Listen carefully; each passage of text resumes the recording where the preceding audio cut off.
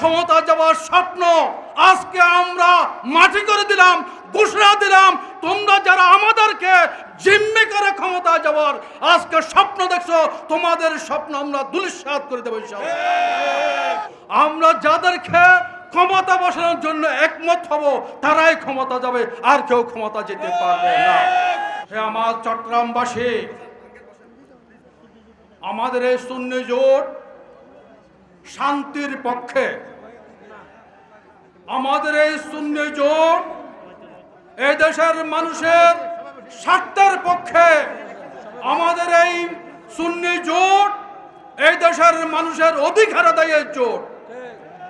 আমরা এই সুন্নি জোট যারা ক্ষমতা যাওয়ার জন্য লাফালাফি করছো, আমরা আপনাদের উদ্দেশ্যে বলি, ক্ষমতা কেউ যাবে না। সুন্নি মুসলমানদের স্বার্থ যারা রক্ষা করবে, শান্তিপ্রিয় জনতার স্বার্থ যারা রক্ষা করবে, তারাই ক্ষমতা যাবে, তাদেরকে ক্ষমতায় পাঠাবো আমরা। অন্য কেউ ক্ষমতা যাওয়ার সুযোগ নাই। আপনাদের ক্ষমতা যাওয়ার স্বপ্ন আজকে আমরা মাটি করে দিলাম, ঘোষণা দিলাম। তোমরা যারা আমাদেরকে জিম্মি করে ক্ষমতা যাওয়ার আজকে স্বপ্ন দেখছো, তোমাদের স্বপ্ন আমরা ধূলিসাৎ করে দেবো ইনশাআল্লাহ। আমরা আজকে বর্তমান বৈষম্য বিরোধী যারা আন্দোলন হলো, আন্দোলনে দেশের অনেক মানুষ নিহত হলো, শহীদ হলো, আহত হলো, পুলিশ বাহিনী আহত হলো, নিহত হলো। এই বৈষম্য আজকে যারা বৈষম্য করেছিল বিগত সরকার, তারা এখন দেশের মধ্যে নাই, তারা পলাতক। কিন্তু বর্তমান যারা ক্ষমতায় আসছে, আমরা দেখলাম তারা সবচেয়ে বেশি বৈষম্য করছে জাতির সাথে। বিশেষ করে শান্তিপ্রিয় জনগণের মধ্যে সবচেয়ে বেশি বৈষম্য বর্তমান সরকার করে যাচ্ছে। বর্তমান সরকার আজকে দেশের মানুষের অধিকার ফিরিয়ে দিতে সম্পূর্ণ ব্যর্থ, আইন শৃঙ্খলা রক্ষা করতে সরকার সম্পূর্ণ ব্যর্থ, মানুষের অধিকার নিশ্চিত করতে সম্পূর্ণ ব্যর্থ। মানুষ আজ রাজপথে নামতে ভয় পাচ্ছে।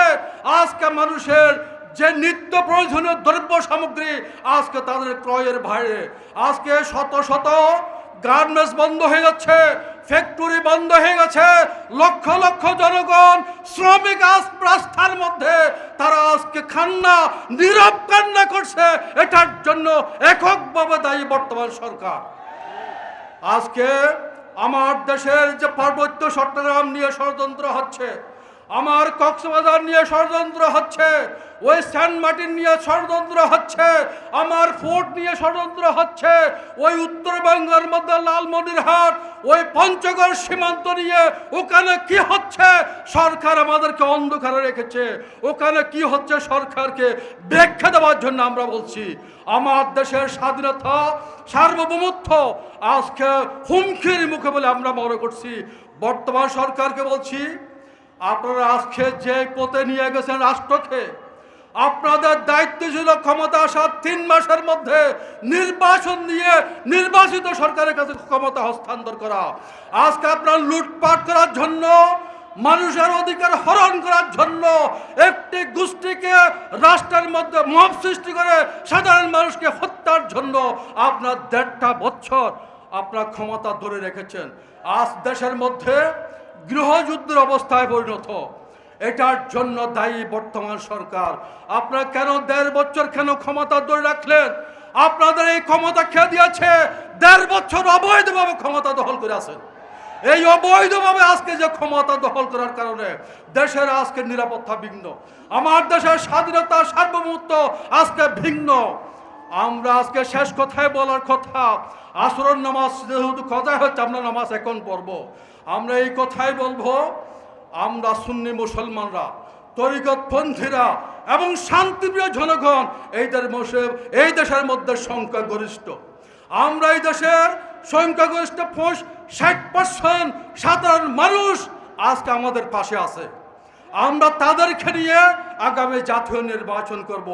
আমরা যাদেরকে ক্ষমতা বসানোর জন্য একমত হব, তারাই ক্ষমতা যাবে, আর কেউ ক্ষমতা যেতে পারবে না। আমরা সবাইকে আগামী দিনের জন্য প্রস্তুতি গ্রহণ করার জন্য আহ্বান জানিয়ে আমি শেষ করলাম। আসসালামু আলাইকুম।